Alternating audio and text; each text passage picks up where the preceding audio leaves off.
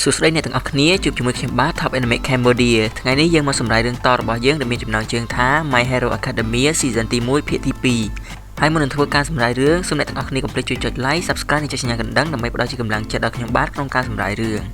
តោះយើងទៅស្ដាប់ទាំងអស់គ្នាលុះថ្ងៃបន្ទាប់ពួកគេក៏បានជួបនឹងអល់ម៉ៃដែលជាគ្រូបង្រៀនផ្ទាល់ធ្វើឲ្យគ្រប់គ្នាសប្បាយចិត្តយ៉ាងខ្លាំងហើយវគ្គនេះអល់ម៉ៃតម្រូវឲ្យពួកគេនឹងទទួលឈុត hero ម្នាក់មួយដែលពួកគេបានផ្ញើឲ្យសាលាមុនពេលដែលពួកគេចូលរៀនបន្ទាប់មកអល់ម៉ៃក៏តម្រូវឲ្យពួកគេទាំងអស់គ្នាវឹកហាត់ប្រកួតបែប2ទល់2ហើយទាំងអស់គ្នាត្រូវចាប់ឆ្នោតដើម្បីដឹងថាក្រុមណាជាក្រុម hero ហើយក្រុមណាគឺជាក្រុមមនុស្សអាក្រក់ដែលកតិកានៃការប្រកួតគឺក្រុមពួកមនុស្សអាក្រក់ត្រូវលាក់កំជ្រួចនៅបន្ទប់ណាក៏បាននៅក្នុងអគារដើម្បីកុំឲ្យក្រុមពួក hero នឹងរកឃើញនិងធ្វើការចាប់កំជ្រួចនោះហើយក្រុម hero ត្រូវទៅប៉ះកំជ្រួចឲ្យបានមុនពេលកំណត់ដោយគូទី1គឺធីមរបស់ Midoriya និង Uraraka គឺជាធីម Hero ជួបជាមួយនឹង Bakugo និង Ida ដែលជាធីមមនុស្សអាក្រក់កន្លែងនេះសូមនិយាយពី Hero បន្តិច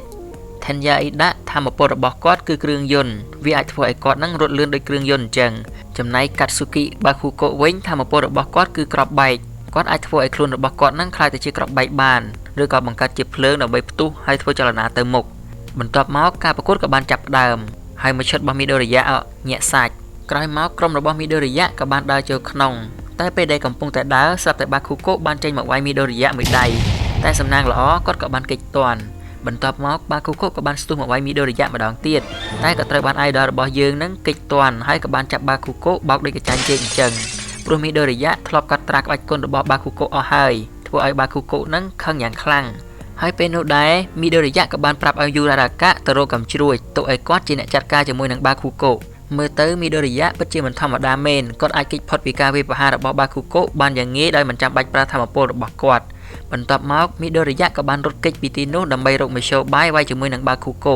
ចំណែក Bakugo វិញពេលនេះគាត់បានខឹងខ្លាំងណាស់ព្រោះគាត់គិតថាកន្លងមក Midoriya ក៏ហក់គាត់រហូតថាអត់មានធម្មពលពិសេស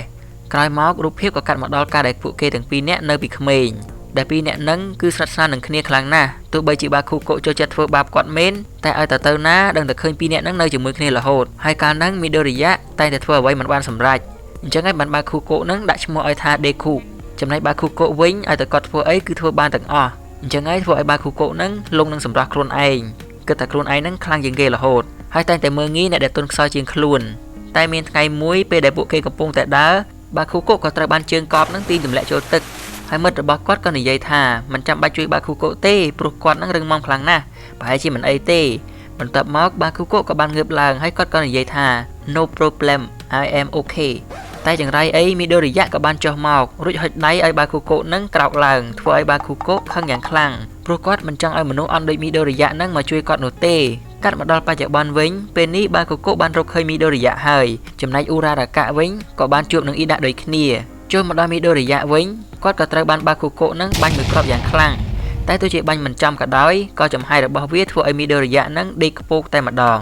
បន្ទាប់មក All Might ក៏បានបញ្ជាហាមមិនឲ្យ Bakugo នឹងប្រើធម្មពលនឹងទៀតព្រោះអាចធ្វើឲ្យ Midoriya នឹងស្លាប់បានហើយបើសិនជាមិនស្ដាប់ទេគាត់នឹងដកបន្ទុកតែម្ដងបន្ទាប់មក Bakugo ក៏បានហក់ទៅវាយ Midoriya ដោយគាត់បានហក់កន្លងក្បាលរបស់ Midoriya រួចបាញ់មួយគ្រាប់ធ្វើឲ្យគ្រប់គ្នាភ្ញាក់ផ្អើលយ៉ាងខ្លាំងដែល IQ របស់ Bakugo ពិតជាមិនធម្មតាឆ្លាតដូច admin អញ្ចឹងក្រោយមកគាត់ក៏បានចាប់ Midoriya បោកយ៉ាងខ្លាំងហើយ Midoriya ក៏សម្រេចចេះប្រើធម្មពលរបស់គាត់វាយជាមួយនឹង Bakugo តែមានណាតាមពិតទៅចាញ់បោក Midoriya សោះគាត់ក៏បានវាយមួយដៃឡើងទៅលើធ្វើឲ្យអាគារនឹងផ្ទុះខ្ទេចខ្ទីឃើញបែបនេះ Uraraka ក៏បានចាប់យកសសរគប់ទៅកាន់ Ida រួចក៏ឆ្លៀតឱកាសហក់ទៅចាប់កំជ្រួចតែម្ដងធ្វើឲ្យក្រុមរបស់ Midoriya ជាអ្នកឈ្នះការប្រកួតបន្ទាប់មក Midoriya ក៏បាននិយាយថាគាត់មិនអាចប្រើធម្មពលរបស់គាត់បានទេព្រោះគាត់មិនទាន់គ្រប់គ្រងធម្មពលរបស់គាត់បានមានតែវិធីនេះទេដែលគាត់អាចធ្វើបានតាមពិតទៅបើតាម admin គិតគឺបើសិនជា Bakugo ត្រូវមកដៃរបស់ Midoriya ប្រហែលជាអាចស្លាប់អញ្ចឹងហើយបាន Midoriya នឹងសុកចិត្តអត់វាយហើយយកដៃឆ្វេងរបស់គាត់រងកណ្ដាប់ដៃរបស់ Bakugo ហើយដៃស្ដាំវាយទម្លុះអាគារនិយាយចប់ Midoriya ក៏សន្លប់បាត់ទៅឃើញអត់យើងវាយឈ្នះគេមែនយើងខ្លាំងជាងគេមែនតែមិនប្រកាសថាយើងឈ្នះណាដូចយើងលេង Mobile Legends អញ្ចឹងបើអ្នកខ្លះវិញគិតតែពី kill អត់ព្រមបុកប៉មែចុងក្រោយចាញ់គេក្រោយមកពួកគេទាំងអស់គ្នាក៏បាននិយាយពីលទ្ធផលការប្រកួតរបស់ Midoriya ដែល Ida គឺជាអ្នកបាន MVP ហើយជេជេនេះមានឈ្មោះថា Yaoyorozu Momo បន្ទាប់មកនាងក៏បាននិយាយរិះគន់ Bakugo និង Midoriya ថាអត់គ្រប់តាមការប្រកួតនិងធ្វើតាមចិត្តឯងហើយក៏សរសើរ Ida ថាធ្វើបានល្អធ្វើឲ្យ Ida នឹងអៀនខ្វាច់តែម្ដងក្រោយមកក្រុមទី2ក៏បានចូលប្រកួតម្ដង តែមិនទាន់បានប្រមាណនាទីផងគាត់ក៏ឈ្នះដោយប្រូនេះគ្រាន់តែយកដៃរបស់គាត់នឹងទៅប៉ះនឹងអាគារធ្វើឲ្យអាគារទាំងមូលនឹងខ្លាចទៅជាទឹកកកអស់បន្ទាប់មកគាត់ក៏បានដើរទៅចូលប៉ះកំជ្រួចយ៉ាងស្រួលដែលគាត់មានឈ្មោះថា Soto Todoroki ហើយធម្មពលរបស់គាត់គឺពាក់កណ្ដាលក្តៅពាក់កណ្ដាលត្រជាក់ដែលដៃស្ដាំរបស់គាត់អាចធ្វើឲ្យកកហើយដៃឆ្វេងរបស់គាត់អាចធ្វើឲ្យក្តៅ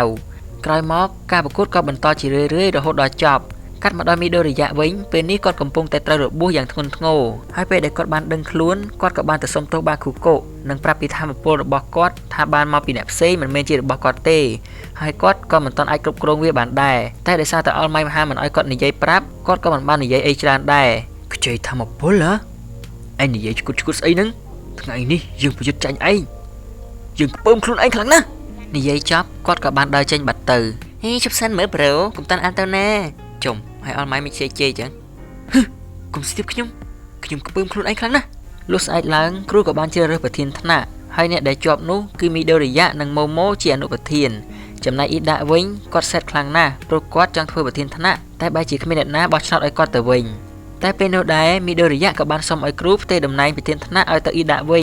ញព្រោះគាត់មានភាពជាអ្នកដឹកនាំជាងមីដូរិយៈបន្ទាប់មកពួកគេក៏ត្រូវបានបញ្ជូនឲ្យទៅវឹកហាត់ការសង្គ្រោះនៅកន្លែងមួយដែលមានឈ្មោះថា USJ ដែលដឹកនាំដោយគ្រូថ្មីម្នាក់ទៀតមានឈ្មោះថា Space Hero 13ហើយធម្មពលរបស់គាត់គឺ Black Hole ដែលភាសាជប៉ុនប្រែថាប្រហោងខ្មៅដែលវាអាចស្រូបយកអ្វីគ្រប់យ៉ាងចូលទៅក្នុងនឹងបានទាំងអស់សូម្បីតែផ្លោករបស់អ្នក comment ក៏អាចស្រូបចូលបានដែរឲ្យតែហ៊ានទុកចោលប្រេះផ្ដាស់ហើយតាមពិតទៅនៅទីនោះត្រូវមាន3នាក់គឺឯសាវៈហើយនិងអល់ម៉ៃមួយទៀតតែដោយសារតែអល់ម៉ៃទើបតែប្រើធម្មពលគាត់រួចអញ្ចឹងហើយគាត់អាចប្រែកាឡាមកបរិញ្ញាសិស្សបានទេហើយកន្លែងវឹកហាត់ហ្នឹងគឺដូចជាកន្លែងថតកុន Hollywood អញ្ចឹងដែលមានតំបន់ផ្សេងគ្នាដូចជាតំបន់ទឹកតំបន់ភ្លើងតំបន់ភ្នំហើយនិងខ្យល់ព្យុះផងដែរតែពេលដែលគ្រូកំពុងតែនិយាយណែនាំពួកគេស្រាប់តែមានពួកបិសាចជាច្រើនបានចេញមកធ្វើឲ្យឯសាវៈបានបញ្ជាឲ្យកូនសិស្សរត់ចេញពីទីនោះបន្ទាប់មកគាត់ក៏បានចូលទៅចាត់ការជាមួយពួកបិសាចដើម្បីបញ្ជាពេលឲ្យកូនសិស្សរត់ចេញតែដោយសារតែឯសាវៈមានធម្មពលអាចកម្ចាត់ធម្មពលរបស់សត្រូវបានហើយវិជាគុណគាត់ក៏ខ្លាំងទៀតធ្វើឲ្យពួកបិសាចនោះមិនអាចធ្វើអីគាត់បានទេថែមទាំងត្រូវបានគាត់នឹងវាយឡើងទួតសាច់ទៀតព្រោះពួកគេមិនដឹងថាឯសាវៈកំពុងតែលុបធម្មពលរបស់អ្នកណាម្នាក់នោះទេចំណែកពួកកូនសិស្សវិញពួកគេក៏បានរត់ទៅជួបនឹងបិសាចមួយទៀតដែលមានតែសមោលហើយគោលបំណងរបស់វាគឺសម្រាប់អល់ម៉ៃបន្ទាប់មកវាក៏បានប្រើចំហាយបិសាចរបស់វាចាប់កូនសិស្សទាំងអស់ទៅដាក់នៅកន្លែងផ្សេងគ្នានៅក្នុងអគារខុសៗគ្នាតែក៏មានអ្នកខ្លះនៅកន្លែងដដែលដូចគ្ន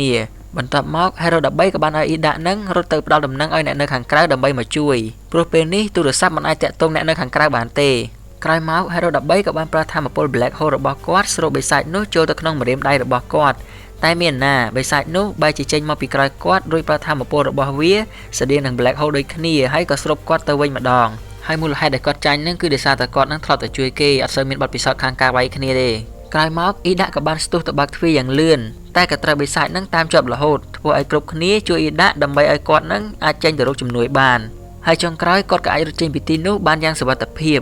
កាត់មកដល់មីដូរិយៈវិញពេលនេះគាត់កំពុងតែនៅលើទូកកណ្ដាលទឹកជាមួយនឹងមិត្តរបស់គាត់2នាក់និងមានពួកបិសាចជាច្រើនកំពុងតែឡោមព័ទ្ធបន្ទាប់មកពួកគេក៏នាំគ្នាពិភាក្សាអំពីវិធីដោះស្រាយដើម្បីកម្ចាត់បិសាចទាំងនោះដោយជេម្នាក់នេះមានឈ្មោះថា Suyu Asui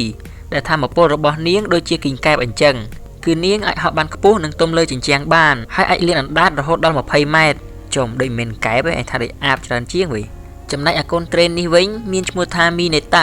ធម្មពលរបស់គាត់គឺបាញ់គ្រាប់បាល់ដែលធ្វើឲ្យស្អិតទៅកាន់សត្រូវហើយមួយរឿងហ្នឹងអាប៉ែហ្នឹងក៏ទៅពីយំរហូតមិនដឹងកើតស្អីគាត់ទេតែពេលដែលពួកគេកំពុងតែនិយាយគ្នាក៏មានបិសាចមួយបានវាយទូករបស់គាត់បែកខ្ទេចខ្ទីអស់លេងធ្វើឲ្យមីដូរិយៈសម្រេចចិត្តហក់ទៅវាយជាមួយនឹងពួកបិសាចទាំងនោះតែមានណាតាមពិតទៅមីដូរិយៈប្រើល្បិចរបស់គាត់ផ្ទាត់ម្រាមដៃទៅកាន់ទឹកធ្វើឲ្យទឹកនឹងធ្លុះខ្លាយទៅជាខ្យល់គួចរួចអាស៊ុយក៏បានហក់មកចាប់មីដូរិយៈចំណែកមីនេតាវិញក៏បានប្រើគ្រាប់បាល់របស់គាត់បាញ់ទៅកាន់ពួកបិសាចនោះធ្វើឲ្យពួកនោះស្អិតជាប់គ្នាពេញខ្លួនបន្ទាប់មកក៏ផ្ទុះបាំងខ្ទេចខ្ទីអស់តែម្ដងចុះមកដល់ Todoroki វិញគាត់ក៏បានធ្វើឲ្យពួកបិសាចខ្លាយទៅជាទឹកកកអស់លីងរីឯក្រុមមួយទៀតពេលនេះពួកគេមានគ្នា3នាក់ដែលម្នាក់នេះមានឈ្មោះថា Kyoka Chiro ដែលធម្មពលរបស់នាងគឺអាចបង្កើតរលកសំឡេងជាចង្វាក់បេះដូងរបស់នាងទៅកាន់សត្រូវចំណែកប្រូនេះវិញមានឈ្មោះថា Denki Kiminari ធម្មពលរបស់គាត់គឺចលនាអគ្គិសនីតែនៅពេលដែលប្រើហួសកំណត់វានឹងអាចធ្វើឲ្យគាត់បែកស្លុយមួយរយៈចំណែកម៉ូវិញធម្មពលរបស់នាងគឺការបង្កើតវត្ថុគ្មានជីវិតគ្រប់យ៉ាងដោយការប្រើប្រាស់ការសម័យរបស់នាងពីទម្រង់អាតូម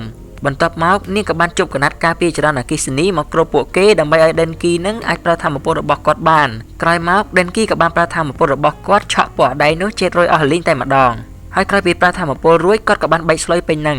កាត់មកដល់ឯសាវៈគាត់ក៏ត្រូវបានបិសាចដៃ1000នេះវាយដែលវាមានឈ្មោះថា Tomura Shikaraki បន្ទាប់មកវាក៏ប្រើធម្មពលរបស់វាធ្វើឲ្យដៃរបស់ឯសាវៈប្រេះតែម្ដងហើយឯសាវៈក៏ត្រូវបានបិសាចធំមួយទៀតហក់មកវាយឡើងបែកឈាមខ្ចាយពេញនឹងដែលបិសាចធំនេះមានឈ្មោះថា Nomu តែពេលនោះដែរគ្នារបស់វាម្នាក់ទៀតក៏បានចេញមកដែលវាមានឈ្មោះថា Kurokiri ហើយវាក៏បាននិយាយថាមានសិស្សម្នាក់បានរួចចេញបាត់ហើយធ្វើឲ្យ Tomura ខឹងយ៉ាងខ្លាំងហើយក៏និយាយទៀតថាយើងគួរតែទៅវិញព្រោះតិចទៀតពួក hero នឹងមកហើយតែពេលនោះដែរវាក៏បានងាកទៅឃើញក្រុមរបស់ Midoriya ខ្លាយ៉ាជេជួយបងជុំហើយមើលដៃចរិតអត់មានខុសពីអ្នក comment នឹងក្រោមឯបន្តិច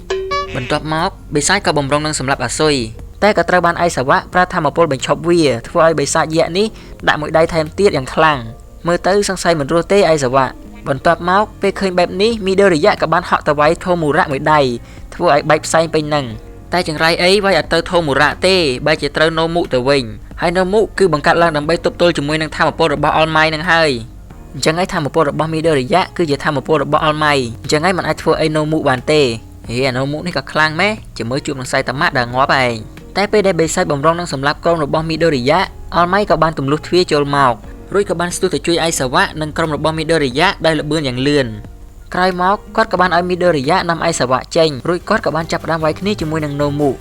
តែទោះជាគាត់ខំប្រឹងវាយយ៉ាងណាក៏វាមិនឈឺនោះដែរបន្ទាប់មកគាត់ក៏បានចាប់ Nomu បោកធ្វើឲ្យផ្ទុះបាំងតែម្ដងតែចង្រៃអី Kurokiri ក៏បានប្រើធម្មពលរបស់វាជួយ Nomu ទាន់ធ្វើឲ្យ All Might ត្រូវ Nomu នឹងចាប់ច្របាច់ពោះចំកន្លែងរបួសចាស់របស់គាត់ទៀតក្រោយមក All Might ក៏ត្រូវបាន Kurokiri ស្រូបចូលទៅក្នុងទ្វារនរកហើយបើសិនជាគាត់ចូលបានពាក់កណ្ដាលខ្លួនរួចធ្វើការបិទទ្វារវានឹងធ្វើឲ្យខ្លួនរបស់គាត់នឹងដាច់ជាពីរតែម្ដងតែពេលនោះដែរ Midoriya ក៏បានហក់មកជួយតែមិនមែនមានតែ Midoriya ម្នាក់តែប៉ុណ្ណោះទេបាគូកុនិងមិត្តរបស់គាត់ក៏បានមកដែរហើយក៏បានវាយចំចំណុចខ្សោយរបស់ Kurokiri ធ្វើឲ្យវាកម្រើកលេងបានតែម្ដងចំណែក Todoroki វិញគាត់ក៏បានធ្វើឲ្យ Nomu នឹងខ្លាចទៅជាតកកធ្វើឲ្យ All Might រួចជីវិតម្ដងទៀតតែតកកមិនអាចធ្វើឲ្យ Nomu បានទេវាក៏បានស្ទុះទៅវាយបាគូកុតែក៏ត្រូវបាន All Might នឹងជួយទាន់បន្ទាប់មក All Might និង Nomu ក៏បានធ្វើការប្រយុទ្ធគ្នាធ្វើឲ្យដីឡើងហើយជប់តែម្ដងហើយពេលនោះដែរ All Might ក៏បានប្រើ skill បាដាងវាយទៅកាន់ Nomu ជាច្រើនដៃរួចក៏បានប្រើ super ចុងក្រោយរបស់គាត់ដាក់មួយដៃទៀតធ្វើឲ្យ Nomu ប៉ើកដល់ភពកាយបាត់តែម្ដងចំណែក Tomura និង Kurokiri ពេលនេះវាក៏បានដឹងថាធម្មពលរបស់ All Might បានចុះខ្សោយអស់ហើយក៏ស្ទុះមកវាយ All Might តែ Midoriya ក៏បានដឹងដូចគ្នាថា All Might ពេលនេះបានប្រើធម្មពលរបស់គាត់ហួសកំណត់ហើយអញ្ចឹងគាត់នឹងខ្លាចទៅជារូបរាងដើមគិតរួចគាត់ក៏បានស្ទុះទៅដាក់ Kurokiri មួយដៃតែក៏ត្រូវបាន Tomura ប្រើដៃរបស់វាបំរុងនឹងសម្លាប់ Midoriya តែសំណាងល្អក៏ត្រូវបានគ្រូសាលា USA មកជួយទាន់រួចក៏បាននាំគ្នាធ្វើការវាយប្រហារទៅកាន់ពួកបិសាចទាំងនោះហើយអ្នកទាំងអស់គ្នាឃើញអត់នេះគឺជានាយកសាលាងាប់ឯនាយកសាលាគេទូចមួយ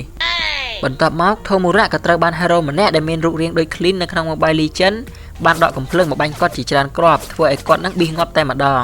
តែសំណាងក៏ត្រូវបាន Kurokiri ជួយទាន់រួចពួកវាក៏បានរត់បាត់ទៅក្រោយមកពួកវាក៏បានទៅដល់កន្លែងមួយទៀតហើយ Tomura ខឹងយ៉ាងខ្លាំងដែលវាមិនអាចសម្លាប់ All Might បានដោយសារតែ Midoriya តែពេលនោះដែរក៏មានមេធំមួយទៀតបាននិយាយតាមកញ្ចក់ទូរទស្សន៍មកថាគាត់នឹងស្វែងរក Nomu មកវិញដើម្បីធ្វើឲ្យវានឹងខ្លាំងជាងមុនហើយនឹងធ្វើការសងសឹកចំណែកអ្នកដែលគួរឲ្យអាណិតជាងគេនឹងគឺឯសាវៈគាត់បានបាក់ដៃបាក់ជើងខ្ទេចខ្ទីអស់អាលីងហើយភ្នែករបស់គាត់ប្រហែលជាអាចនឹងពិការទៀតរីឯ Hero 13វិញក៏ត្រូវរបួសដូចគ្នាដែរតែអាចសង្គ្រោះបានហើយNomuវិញពេលនេះក៏ត្រូវបានគេចាប់ខ្លួនហើយការស៊ើបអង្កេតនេះគឺបានដឹកនាំដោយអ្នកស៊ើបអង្កេតមានឈ្មោះថា Tsukushi ជំជាក់ដាក់រូបច្រឡំដែលគាត់មានឈ្មោះថា Tsukushi ហើយគាត់គឺជាមិត្តចាស់របស់ All Might ហើយ season ទី1ក៏ចាប់ព្រមនេះតែម្ដងហើយបើសិនជាអ្នកទាំងអស់គ្នាចង់មើល season 2ប្រហែលជាខ្ញុំទៅដាក់នៅក្នុង channel Anime KH ព្រោះថា channel ហ្នឹងខ្ញុំបង្កើតយូរហើយប៉ុន្តែអត់បានបង្ហោះអីសោះហើយណាមួយខ្ញុំចង់ចែករឿងវាជាពីរផ្សេងគ្នាដែលនៅក្នុង channel នេះសម្រាប់តែត្រឹមរឿងប្រភេទដែលមានត្រឹមមួយ season 2 season អីទេឲ្យវាលក្ខណៈខ្លីៗហើយនៅក្នុង channel នោះគឺសម្រាប់ប្រភេទពួករឿងវែងៗអីចឹងហើយមួយថ្ងៃមុនហ្នឹងមានគេយកវីដេអូដាក់ទៅក្នុង TikTok ហើយបន្លំឈ្មោះឯងទៀតឲ្យគេច្រឡំអ្នកខ្លះចូលមកជេរឯងទៀតមកយូរមកជេរអាពុតកតណាហើយខ្ញុំក៏និយាយដែរបើថាចង់បានវីដេអូខ្ញុំអាចយកទៅបានកាត់ខ្លីៗទៅកុំលេងប្រហោះ1ភាគ2ភាគអីណាដល់10ភាគអីអញ្ចឹងហើយបើសិនជាយកទៅធ្វើមីមអីហ្នឹងអាហ្នឹងខ្ញុំអត់ថាទេគឺថាយកបានសុបាយ ជាចុងក្រោយក៏សូមអរគុណអ្នកទាំងអស់គ្នាដែលតែងតែគាំទ្រខ្ញុំកន្លងមកបាទសូមអរគុណសូមជម្រាបសួរ